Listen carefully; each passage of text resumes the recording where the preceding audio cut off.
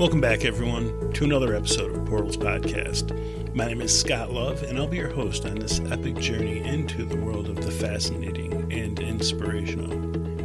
Today we're diving into one of the most profound questions in science and spirituality. What is consciousness? How does it shape our lives and our experience of reality, our perception of the world around us, and even influence our physical health? Throughout history, consciousness has baffled philosophers, scientists, and mystics alike. It's an essential part of what it means to be human, yet it remains one of the most elusive and complex topics to understand. In this episode, we'll explore the latest theories from quantum physics, neuroscience, and spiritual traditions to attempt to bridge the gap between mind and matter. Can science explain consciousness, or does it remain an inexplicable phenomenon that transcends the physical world? Well, let's find out. You are listening to Portals Podcast, an extension of the Emergence Creative Space. Listeners are transported into the hearts and minds of some of the most inspired creators, producers, artists, and activists around. Portals is a platform and a spotlight on the people, organizations, businesses, and more who are the unsung heroes making a huge impact on the lives of others. My name is Scott Love, and I'll be your host on this epic journey into the powerful world of the fascinating and inspirational. I am an activist, an entrepreneur, and a visionary. Over the years, I've made some incredible relationships with a lot of epic people, many of which have helped me and guided me on my journey. I believe they'll help you as well. Here's what's up. We are a people in transition. The choices we make now will affect the lives of others for generations to come. Our choices will be our legacy. I want Portals Podcast to be a go-to resource for those who are searching for solutions and to help move us all forward. Thanks for being here. All right, let's get inspired.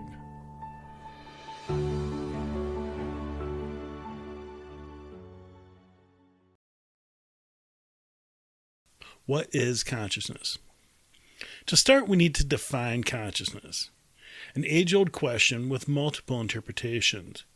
At its core, consciousness is our ability to be aware of our thoughts, feelings, and the environment around us.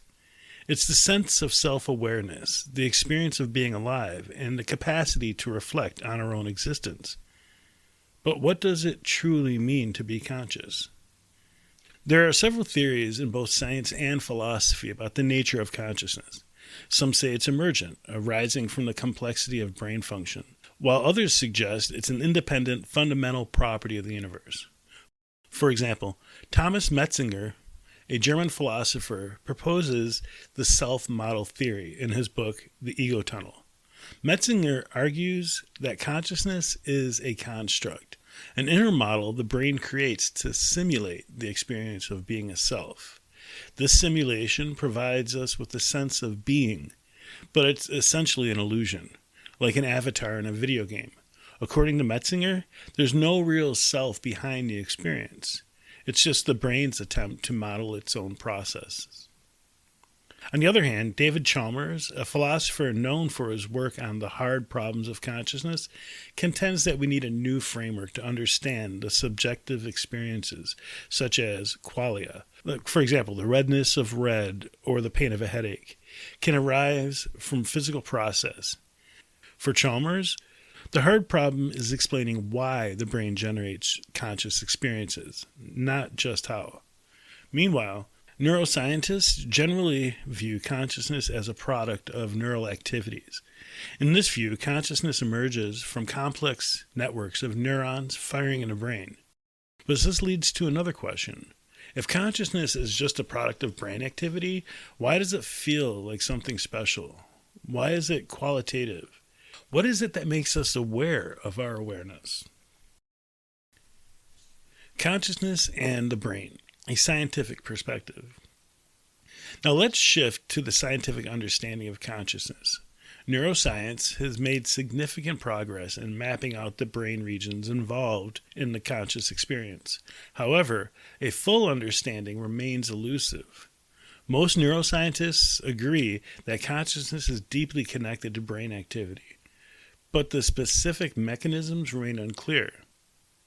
Antonio Damasio, a neuroscientist and the author of The Feeling of What Happens, suggests that consciousness arises from a hierarchy of brain processes designed to create a coherent sense of self, a subjective sense of awareness.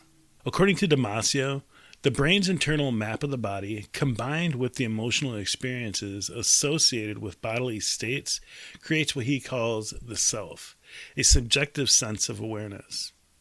His somatic marker hypothesis states that emotions help guide decision-making by associating past experiences with emotional responses, further suggesting that our conscious self-awareness is tied to biological feedback loops. One of the most intriguing areas of research in neuroscience is the idea of neural correlatives of consciousness, or NCCs, specific brain regions or networks that correspond to the conscious experience. Studies have shown that the prefrontal cortex, the thalamus, and the posterior cortex are likely involved in generating conscious awareness. Brain imaging studies using MRIs and EEGs have provided valuable insights into the neural correlatives of consciousness. However, while these advances have helped us understand how consciousness might emerge from the brain, the hard problem remains. How do physical neural activities translate into subjective experience? As researchers like Christoph Koch have pointed out, there may be a gap between what we can measure with our tools and the experiential aspects of consciousness. Interestingly, the split brain experiments conducted by Roger Sperry and Michael Gazzaniga in the 1960s revealed fascinating insights.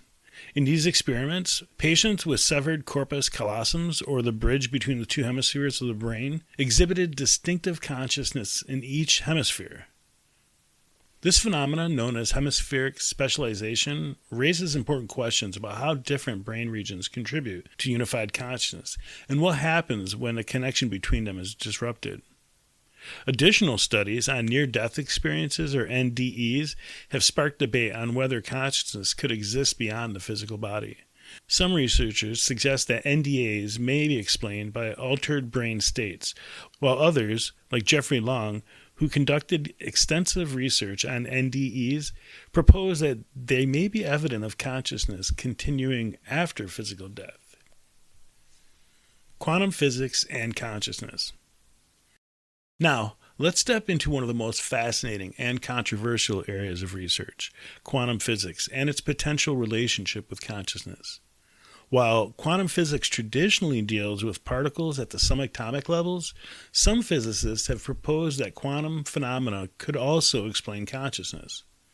One of the most compelling ideas comes from quantum entanglement, a phenomenon in which two particles become so deeply linked that the state of one affects the state of the other, no matter how far apart they are.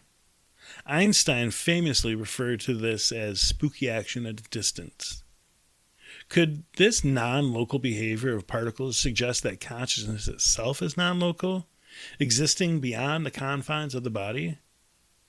Physicists Roger Penrose and Stuart Hameroff have developed a theory called the orchestrated objective reduction, which posits that consciousness arises from quantum events occurring within microtubulars, small structures within neurons. According to this theory, the brain operates like a quantum computer. The quantum coherence plays a role in the quantum experience, and quantum coherence plays a role in our conscious experience.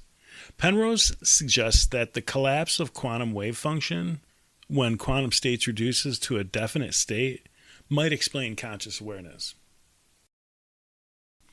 However, OR is still highly controversial. Critics argue that quantum states are too fragile to exist in the warm, wet environments of the brain, which is far from the ideal conditions of quantum phenomenon. Nevertheless, Penrose and Hameroff's ideas have sparked significant interest in the potential intersection of consciousness and quantum mechanics. One notable experiment that has led some to speculate on the quantum nature of consciousness is the double slit experience.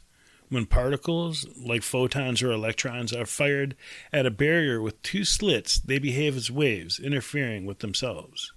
However, when measured, they behave like particles.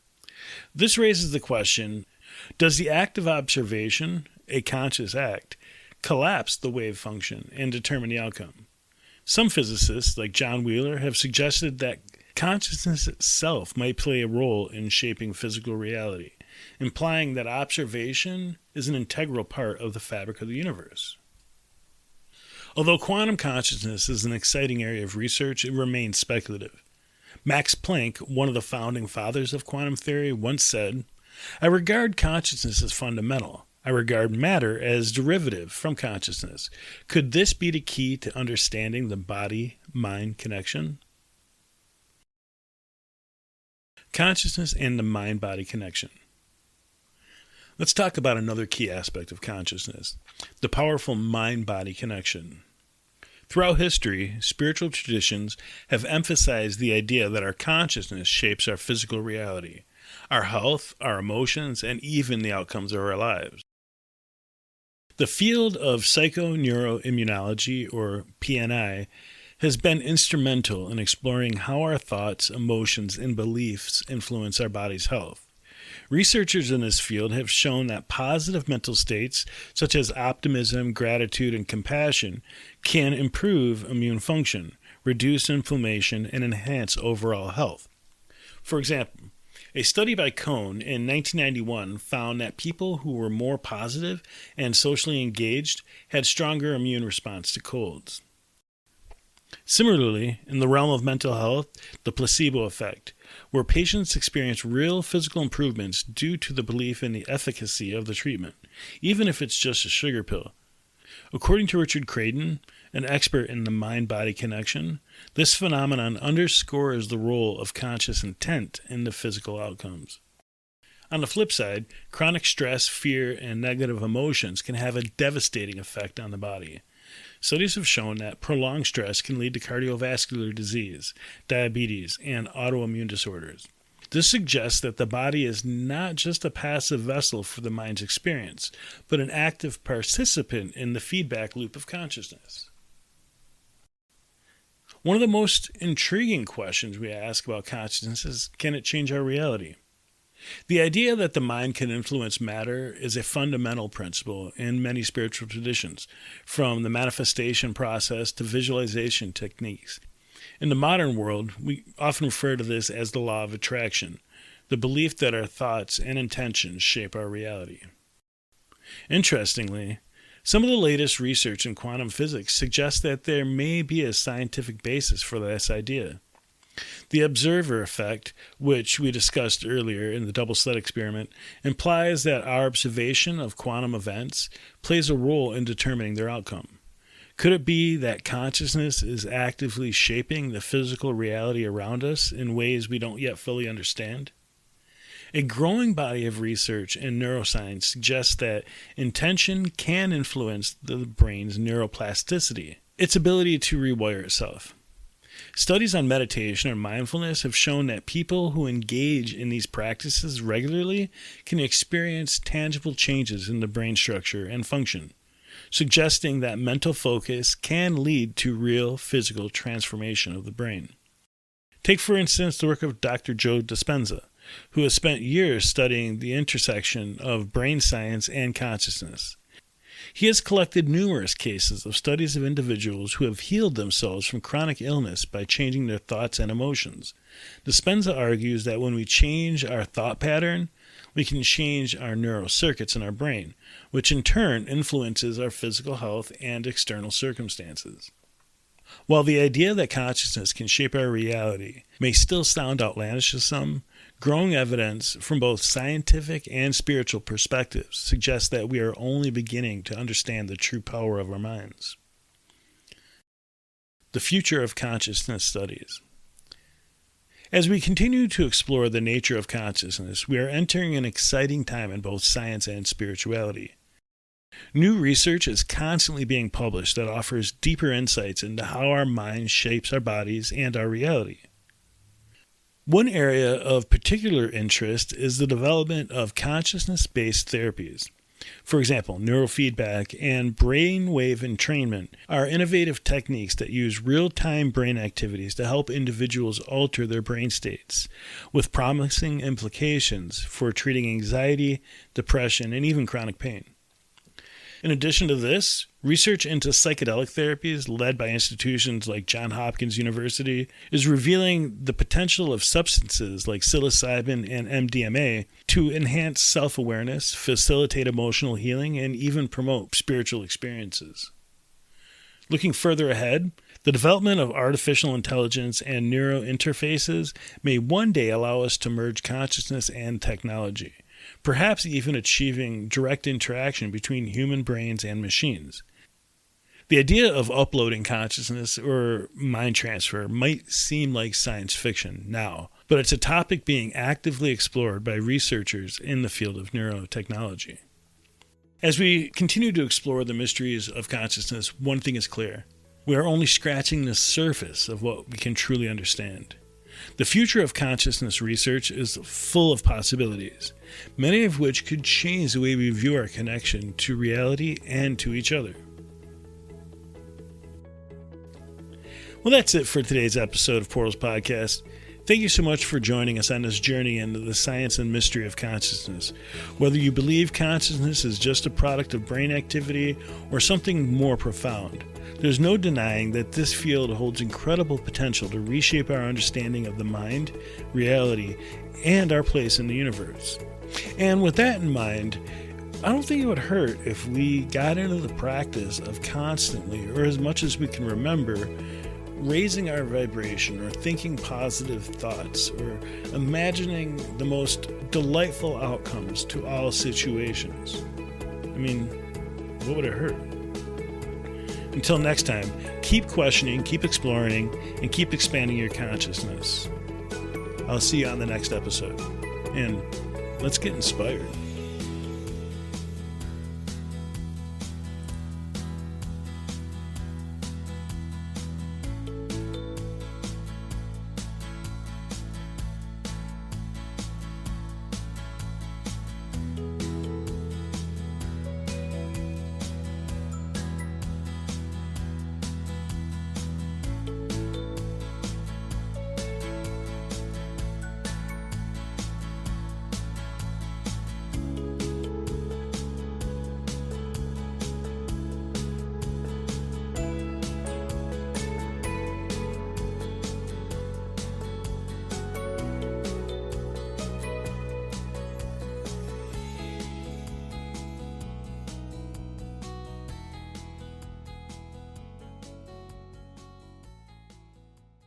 So that brings us to the end of today's episode on emotional intelligence.